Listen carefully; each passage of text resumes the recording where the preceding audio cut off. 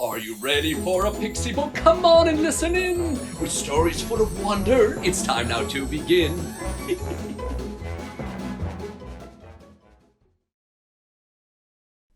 Hello there, children. How are you today? I have a very special story just for you. It's about a young girl who thought she needed special shoes to be happy. Are we all comfy and ready to begin? Here we go. The Red Shoes. Once upon a time, there was a young girl named Karen. Even though her family was very poor, they always tried their best to give Karen everything she ever needed. They raised her to be kind and generous. Even though they had very little, there were other families who had even less. Every day, Karen would walk to school and pass by a shoe store with bright red shoes in the window. "Can I have those, Mom?" Karen would ask her mother. "No, Karen, your black shoes are fine," said Karen's mom. "But they are old and black and ugly," Karen would whine. "Yes, but they are comfy and will last," her mom said. One year, before her birthday, Karen's parents saved enough money to give her a gift. "Spend it on something special," her father said. On her way to school the next day, Karen stopped at the shoe store and used her birthday money to buy the red shoes she had wanted for years.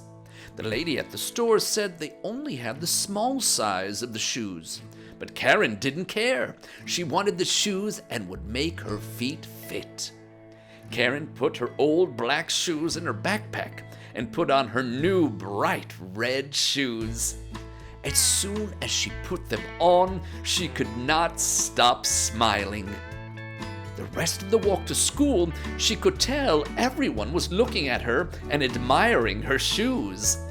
As she walked by, compliments filled her ears. "Wow, look at those shoes.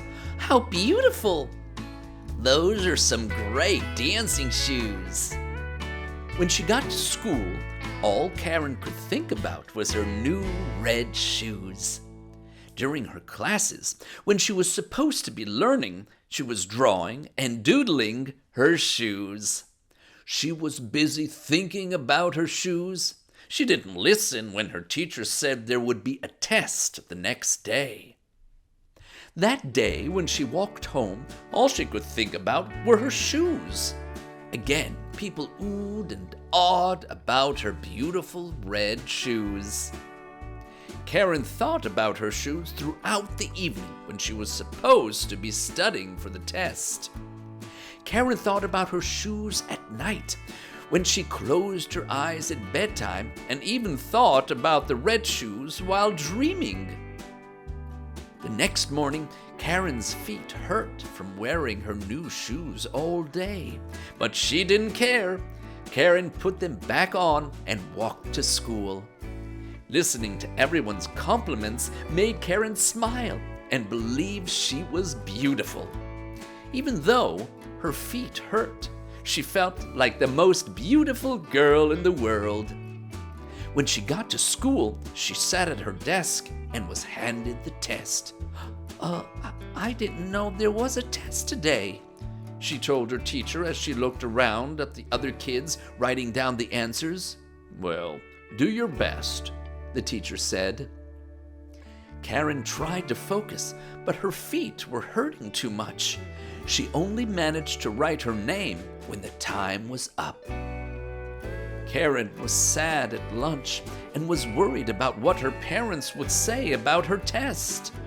But then, one of the popular girls came up to her and said, "Wow, I like your shoes. I'm having a party on Saturday. Do you want to come?" Karen said yes excitedly and accepted the invitation. Karen was happy again. Her new shoes got her invited to her first party. These shoes were even better than she thought. They must be magic shoes. She didn't care that her feet were hurting with every step she took. After school, Karen ran home as fast as she could, thinking about her shoes. When she got home, she took her shoes off to find her feet were blistered, red, and sore. She asked her mom for a hot foot bath to soothe her feet.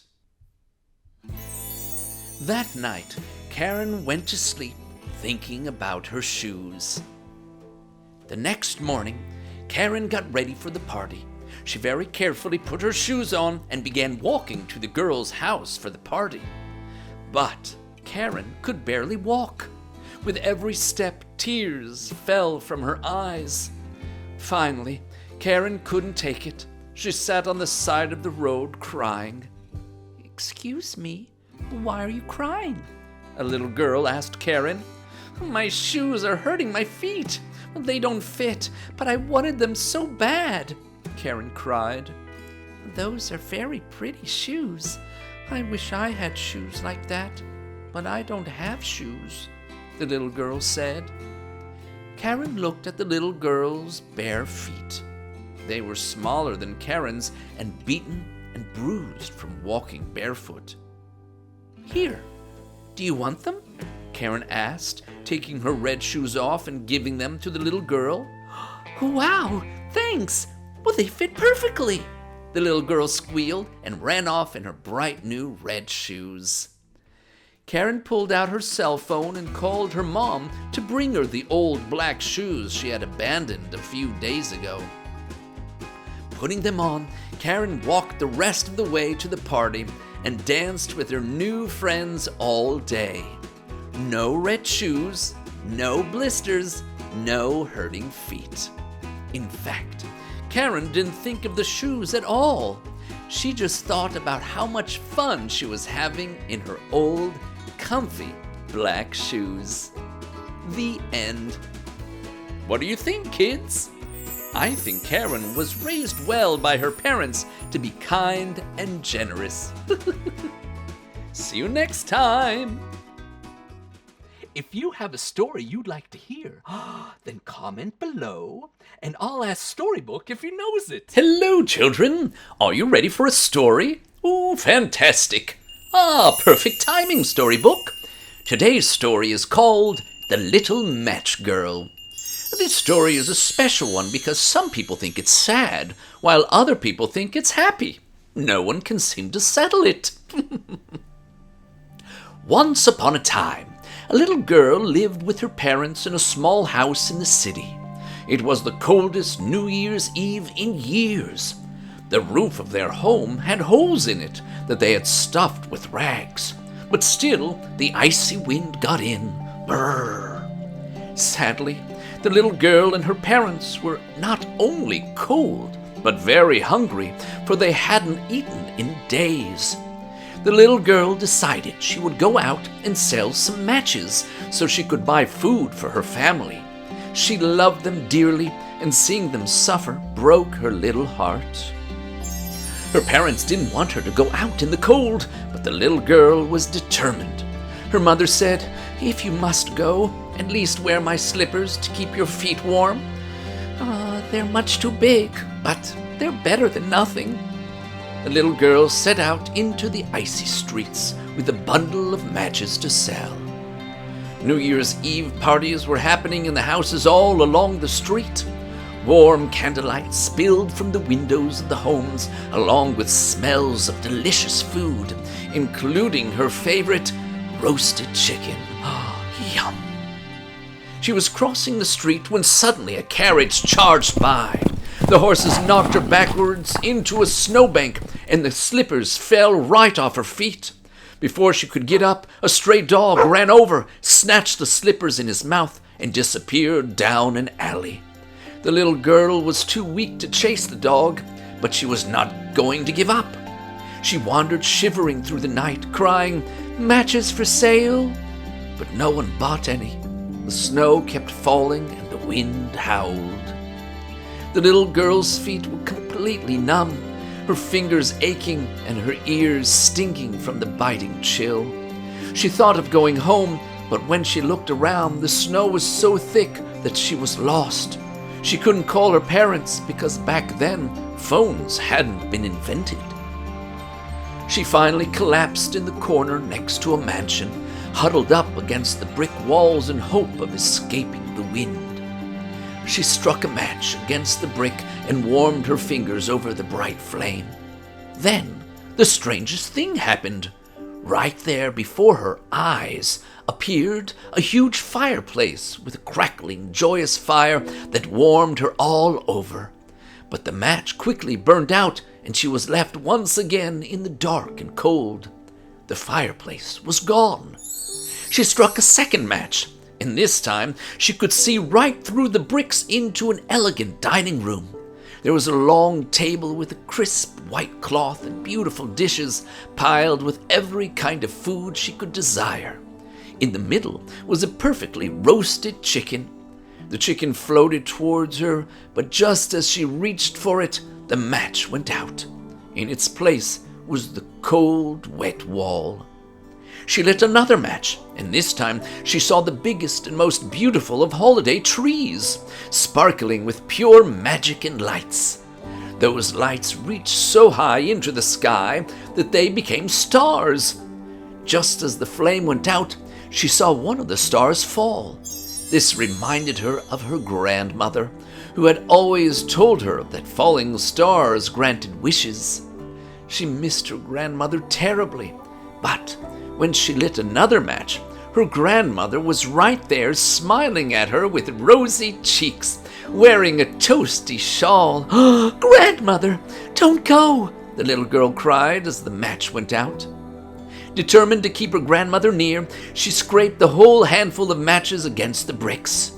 This time, when her grandmother appeared, she gathered the little girl up in her warm, soft arms. Together, they floated up towards the stars, where there was no hunger, cold, or sadness, just love, peace, and joy. The next morning, on New Year's Day, the little girl woke up and was astonished to find herself wrapped in a blanket in front of the fireplace at home. Her parents were sitting nearby in the glow of the crackling fire with steaming cups of coffee. Strangest of all was the smell of delicious roasting chicken. She looked around for her grandmother, but instead saw the lady from next door. She realized her grandmother was just a dream, but this neighbor had found her, carried her home, and shared firewood and food with her family. She still missed her grandmother, but her heart and belly were filled by the neighbor's kindness that saved her life. The end. So, friends, what do you think? Is this story happy, sad, or both? That's for you to decide. Bye-bye. Did you like this story? So let me know by clicking on the Hello, thumbs up. children. Have you ever heard of a talking cat?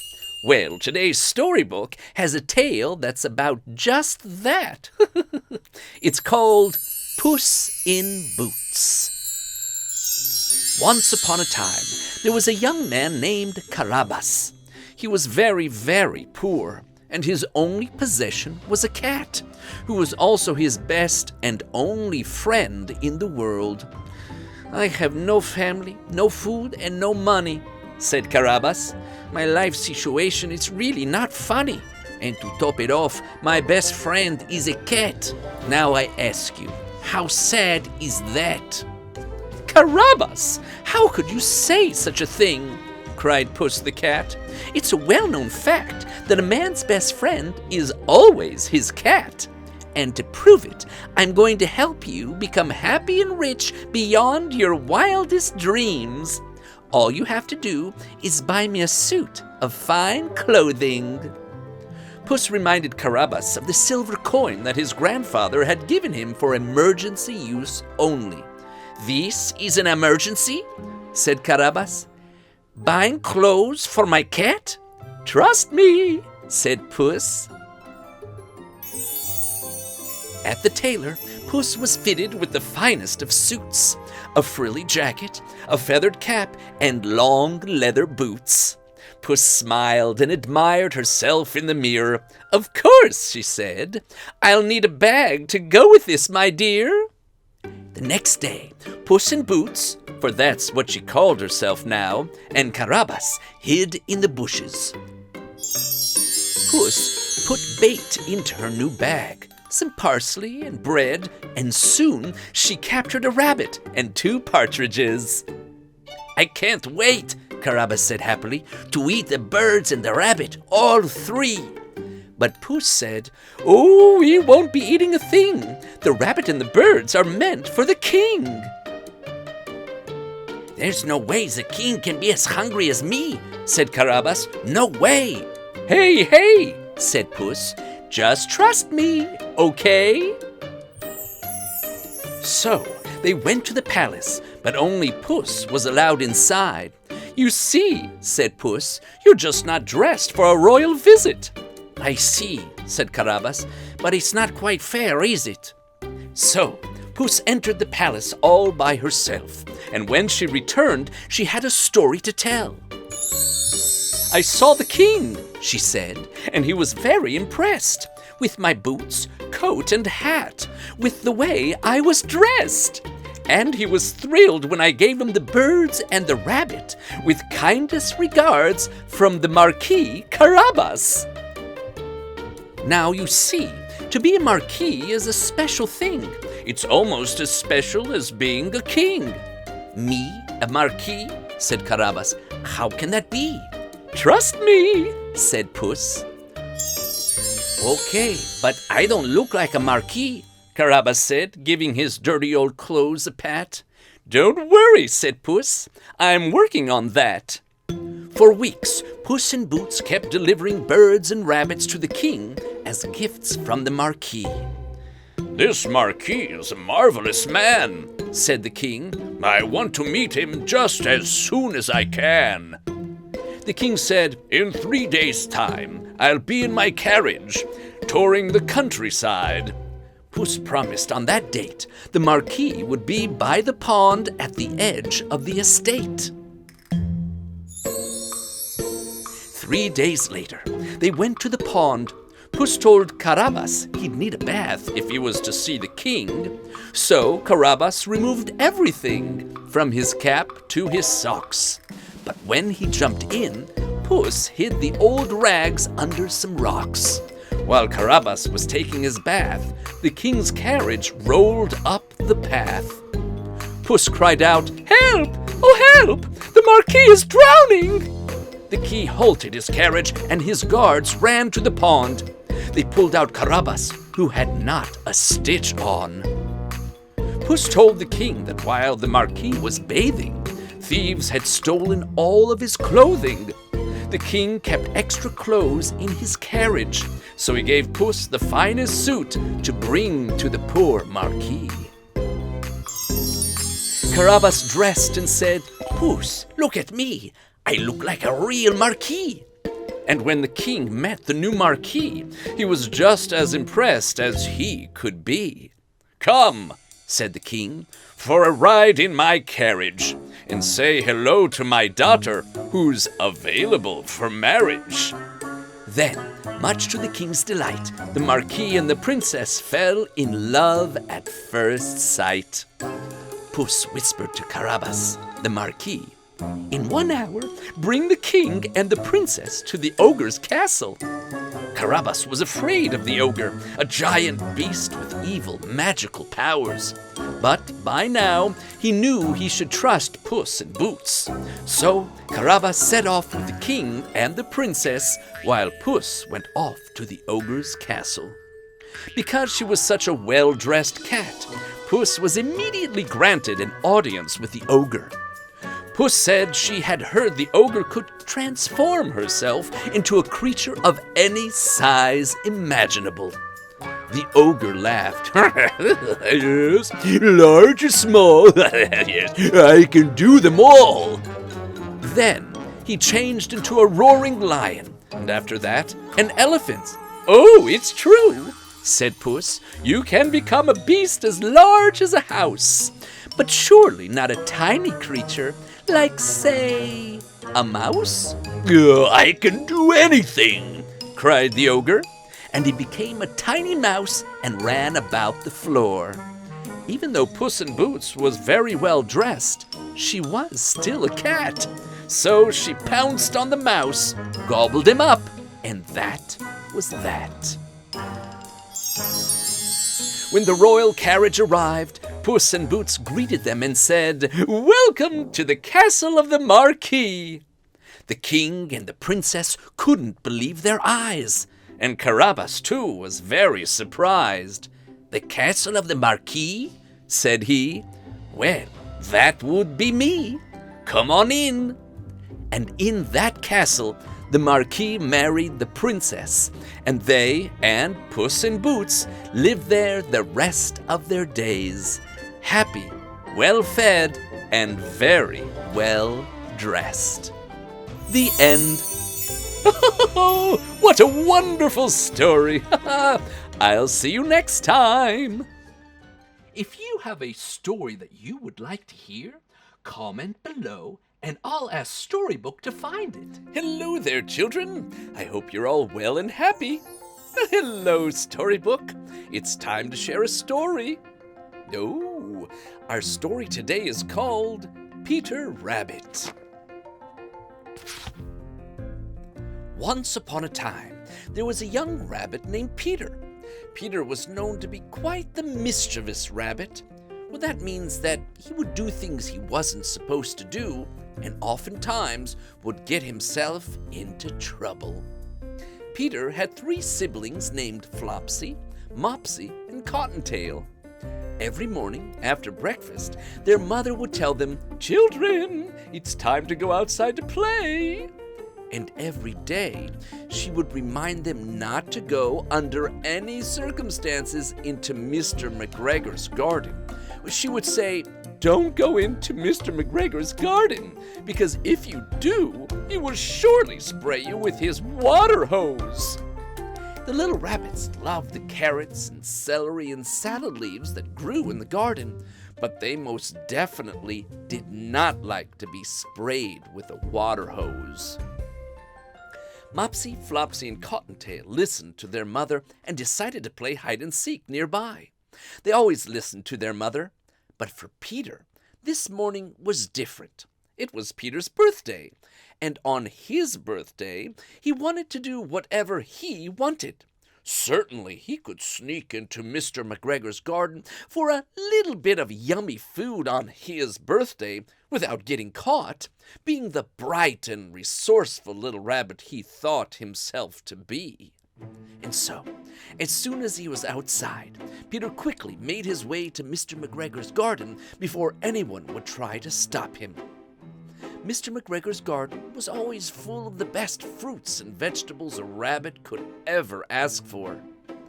Peter, when he arrived, snuck under the gate and began feasting on anything and everything he could find. Cucumbers, lettuce and parsley, blueberries, melons and figs, and, of course, his favorite of all, crunchy orange carrots. Peter was hopping around the garden carelessly, nibbling on this and sampling a bit of that, and was beginning to feel his stomach getting full.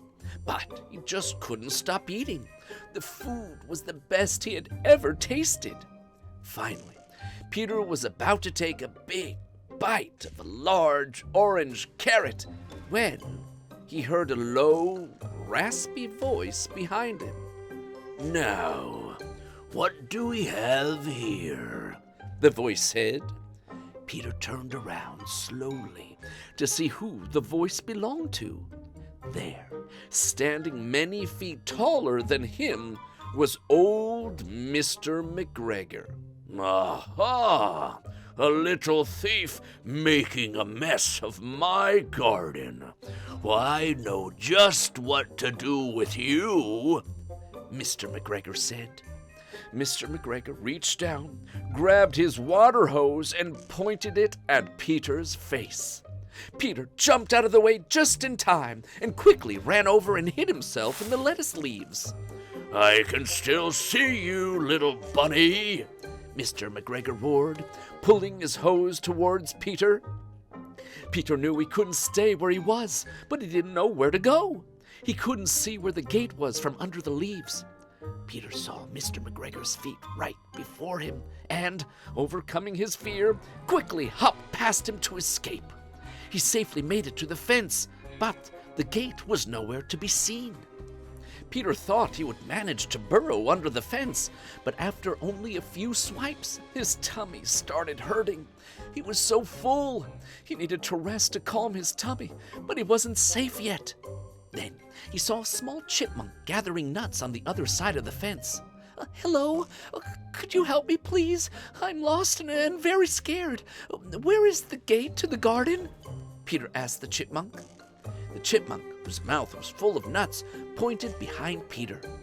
Peter Rabbit turned and saw the gate way on the other side of the garden. Standing right in the middle of the garden, blocking Peter's way, was old Mr. McGregor.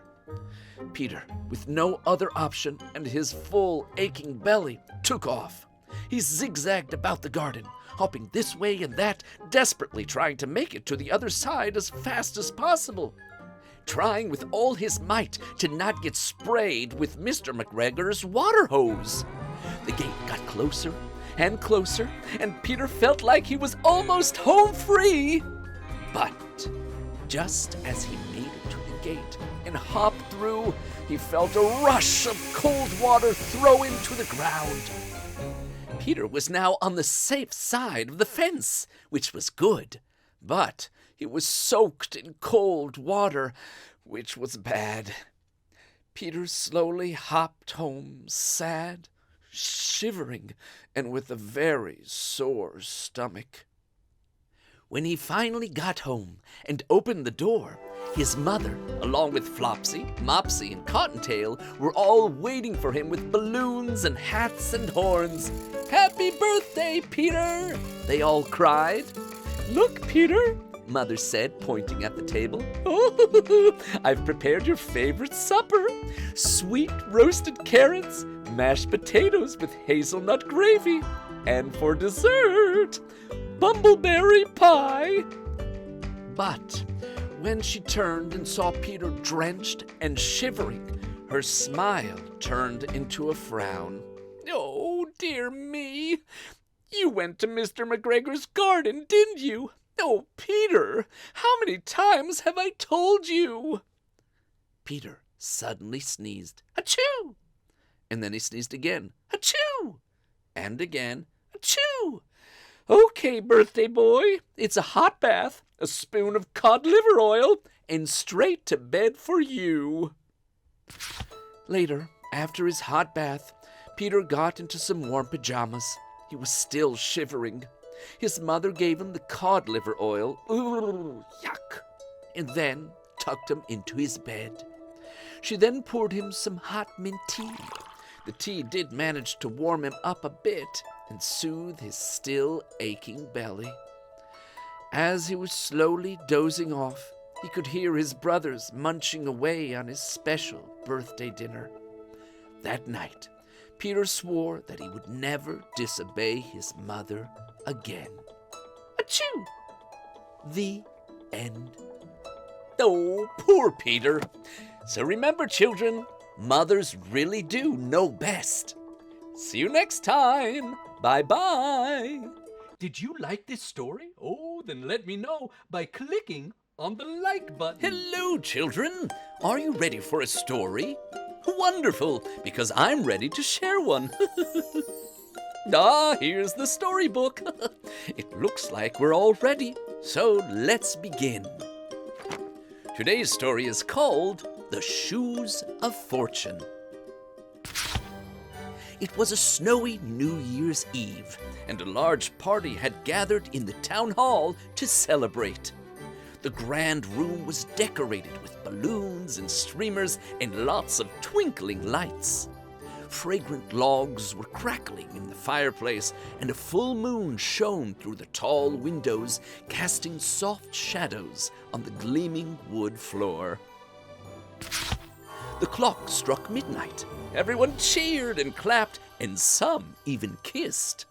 Soon, two pretty servers appeared, carrying trays of glasses filled with bubbly champagne. The servers, one tall, one short, looked real enough in their black pants and white shirts. However, they were actually fairies in disguise. They walked over to a small group of people, a grandmother, her grown son, and his young daughter. They were talking about their hopes for the new year. The grandmother said, "I hope life becomes simpler. Things move too fast now. Everyone is rushing here and there, not enjoying life around them. As a painter, I want to have the time to really look at things, but that's not encouraged. Oh, yes, the past was definitely better for artists." The taller server looked at her coworker and winked. "I think it's time to bring out the shoes of fortune," she whispered to her coworker. When no one was looking, she gently placed them on a mat by the door. They shimmered and changed shape. Sometimes they were big, sometimes small. "They will fit anyone who wants to wear them," she giggled. "And watch what happens when people step into them. Their wishes will come true, and yet they won't necessarily be happy." As this was happening, the grandmother continued to talk. "Take that full moon," she said. "I could look at it through a window, or I could go outside for a better look." To make her point, she approached the door. Because it was snowy, she put on the boots that had been left on the mat. Luckily, they were just her size. Once outside, she gazed up at the moon and said, "Oh, I wish I lived 2 centuries ago." Suddenly, she was in a much different place. Gone were the balloons and streamers and warm firelight. Now she was in a cold, cramped room, holding her only paintbrush. It was dark, but there was no light to turn on. And she needed to wash her brush, but there was no tap to turn on. She went to the window and called out, "How do I turn on the lights? And where is the running water?" The people who heard her jeered and laughed. "In heaven, my lady! Now put down that brandy and go to bed!" She kicked her feet in frustration, causing her boots to fly off, which instantly broke the spell. She was back outside the town hall looking at the moon. "Oh my," she said. "What a strange experience. I must have moon fever. Time to go back inside where it's cozy and warm. Life's pretty good here after all." She returned with relief, passing the shoes of fortune, which were once again on the mat. When she joined her son and granddaughter, he was complaining about his job. "Oh, all I do is sit behind a desk, signing papers and doing business on the phone. I never see anyone. It's so boring. I envy the greengrocer I pass on my way to work.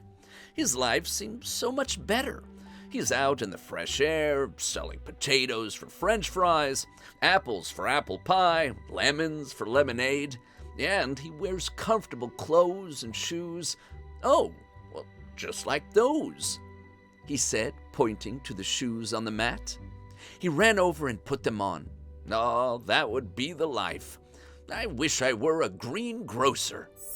Just like that, he found himself in a dark room. An alarm clock went off. It was so early, but he had to get up and buy fruit and vegetables for his store. After driving across town to the food depot, he wondered what he should buy and how much. He guessed as best as he could and then had to load all the heavy boxes onto his truck. "Oh, my back, it hurts," he moaned. Then he had to unload everything at his store. When he opened it, a customer came in and asked for fresh figs, which he didn't have. She immediately began expressing her displeasure. when a couple of boys ran into the store and stole apples from the shelf. He chased after them but tripped, which caused his shoes to fly off, and the spell was broken. Once again, he was back at the party. "Goodness me," he said. "That champagne has gone to my head, but I'm lucky I can afford to celebrate with my family and sleep in tomorrow." "Could I have some of your champagne?" his daughter asked. No, you won't," said the father and grandmother together. "You're too old." The daughter frowned. "Kids don't get to do anything except for homework and walking the dog and making your bed and helping with the dishes. I think it would be better to live on the moon. That way I'd be far enough away to do whatever I want." Her father laughed. "And how will you get there exactly?"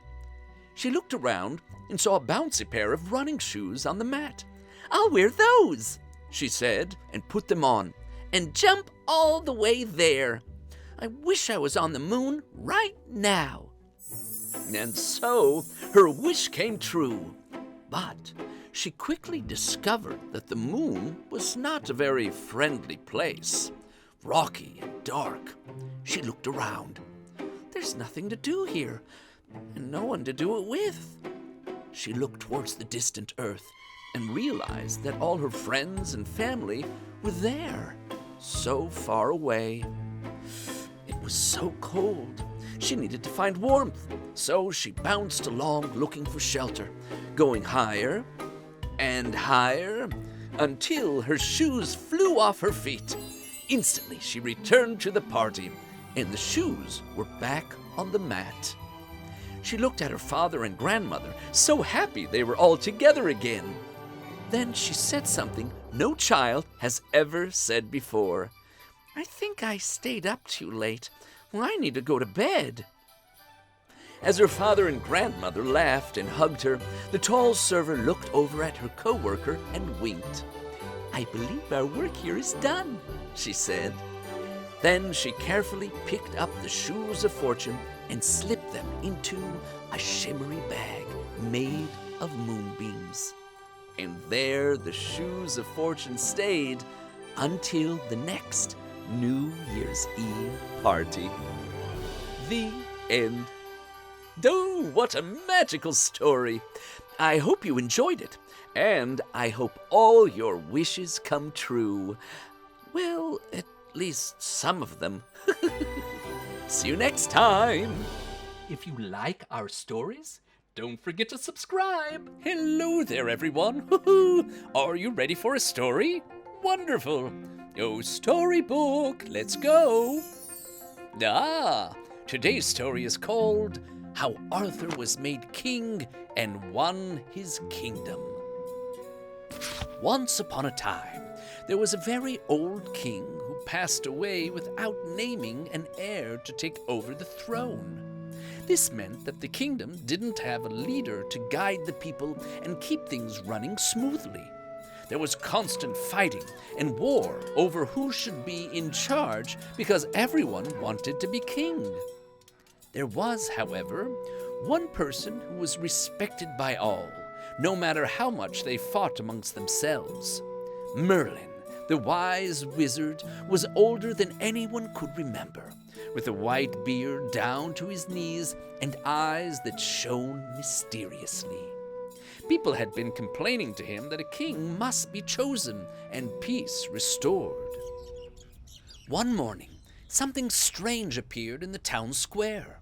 It was a great big stone with a sword stuck in it. The bejeweled hilt of the sword shimmered in the sun.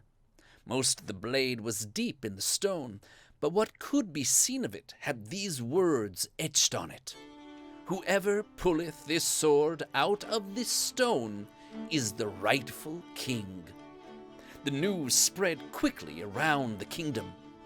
"Finally," the people said, "we will have a king and all this fighting can stop."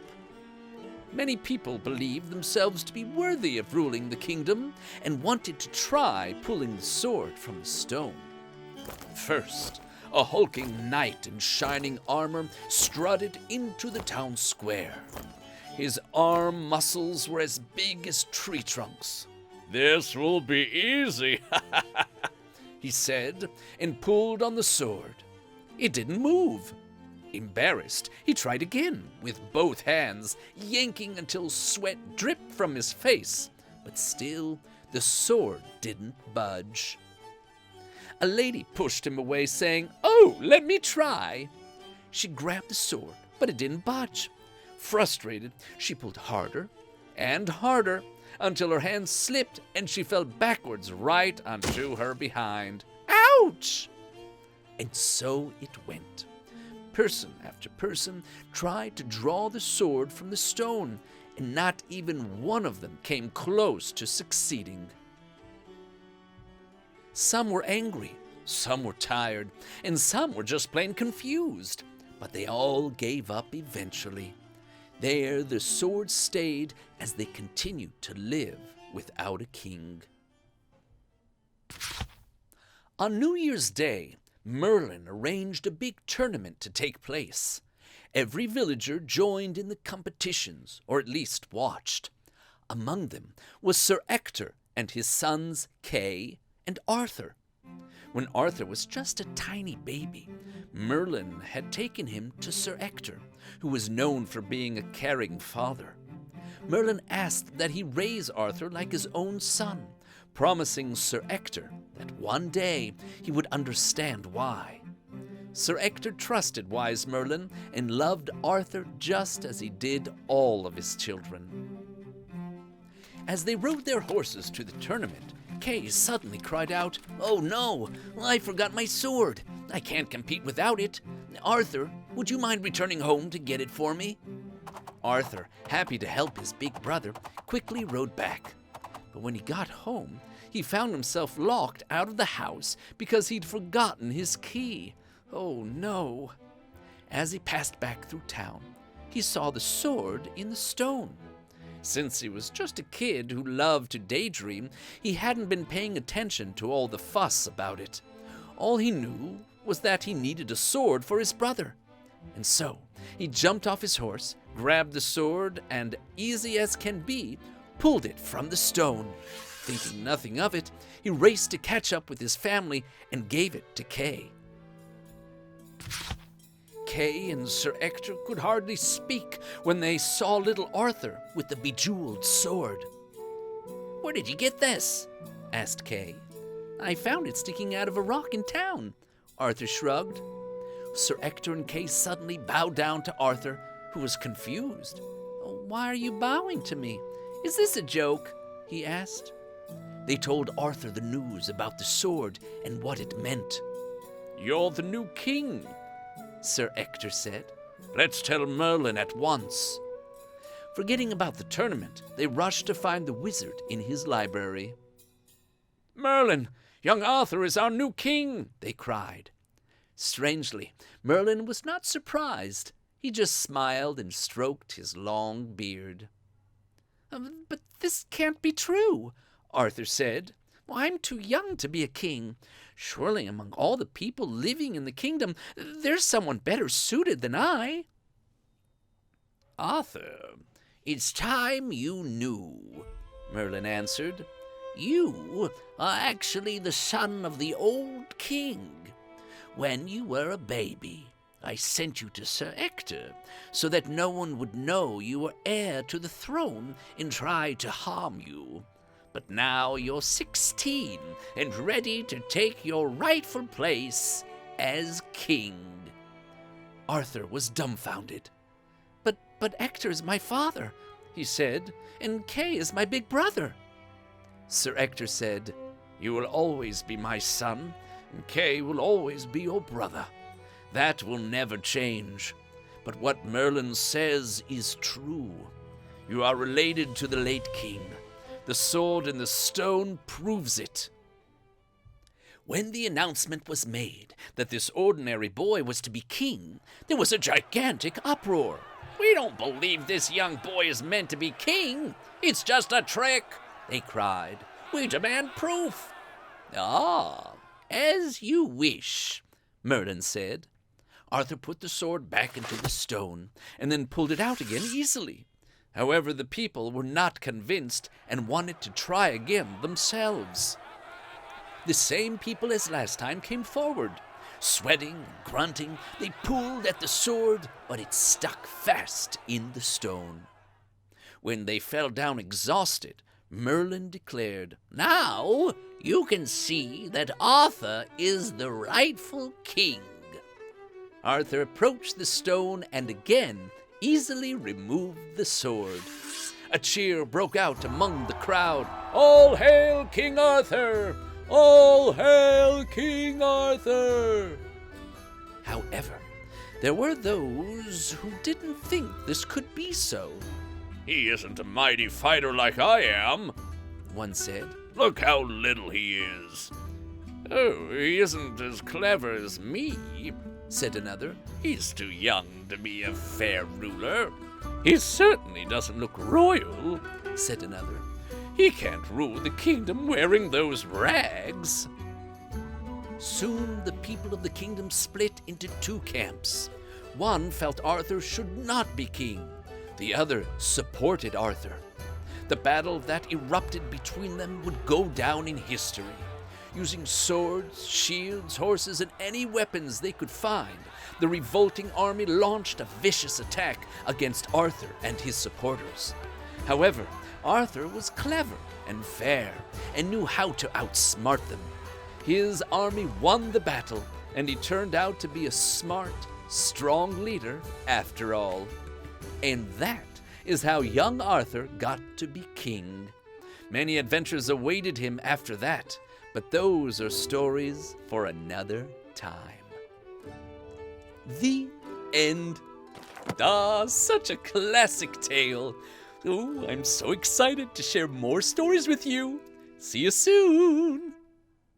Oh, I like this story. If you did too, click on the thumbs up. Oh, hello, children. Are you ready for a story? Oh, wonderful. Yoo-hoo!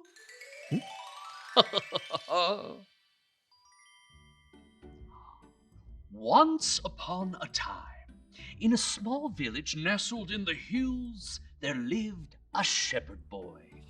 Every day, he'd take the village's sheep up the hill and out into the fields. There, the sheep would roam about and nibble on the green grass. Meh. Every so often, a sheep would wander off, and so the boy would climb onto his trusty steed, which was really just a stick, and trot about in search of his lost treasure, that is, his sheep, and finally guide it back to the flock. Otherwise, not much else would happen. Each day went by the same as the day before. One day, the shepherd got to thinking, being a shepherd is so boring. I wish something exciting would happen. Like, what if a wolf came around? Oh, I'd have to use my sword, that is, his stick, and chase that mean old wolf away. Suddenly, he got an idea. What if I fooled the villagers into thinking that there was a wolf? They'd all come running. Now that would be a sight to see. Why not? I'll do it. And so the boy cried out, "Wolf! Wolf!" In no time at all, the boy could see the villagers scrambling to find sticks and stones, and they quickly came racing up the hill. "Where's the wolf?" they called out. Sorry. It was just a crow in the bushes." The villagers sighed with relief and returned to the village. Once they were far enough, the boy burst out laughing. "That was great! Now that is what I call fun!" And so, the boy spent the rest of the afternoon giggling and proud of how he had fooled the entire village. The following day, the boy was counting how many times one of the sheep had been chewing on one mouthful of grass. No. 152? No. 153? Boring. Oh. Suddenly, he had an idea. Actually, it was the same idea as the day before. Wolf! Wolf! Once again, the villagers ran up the hill. Where is it? Where's the wolf? Well, it was just the wind. The villagers now seemed a bit irritated. But to the boy, it was just a game. The next day, the boy was up to his tricks again. Wolf! Wolf! Huh? Oh. But this time, hardly any villagers came running up the hill. No, so much for that game. Well, it was fun while it lasted. Later that day, the boy was lying on the ground, looking up and imagining the clouds to be fire-breathing dragons, when suddenly he heard something in the bushes. He sat up and looked around. It must be the breeze. But then he heard a twig snap. Oh! Hello? Is anyone there? Another twig snapped. Oh! Hello? Then, all at once, the sheep lifted their heads and sniffed the air. Meh. And that's is when the shepherd's heart began to pound. Oh, he slowly stood up and held his stick tightly. And then he saw him. A big, gray wolf. His hungry eyes were glowing. A chill ran down the boy's spine. He used all of his strength to cry out, "Wolf! Wolf!" But no one came. Then, as if on cue, all the sheep began to run about. Meh, meh, meh. Now that caught a villager's attention, and she cried out, "Wolf! Wolf!" The villagers started running up the hill, collecting stones. Within moments, a rock landed beside the wolf. Then another, and another. The wolf began growling and howling until one rock hit him right in the snout. The wolf whimpered with pain and ran off, never to be seen again. The shepherd boy had learned some very important lessons that day, and from then on, he enjoyed the peaceful time he spent with his beloved sheep.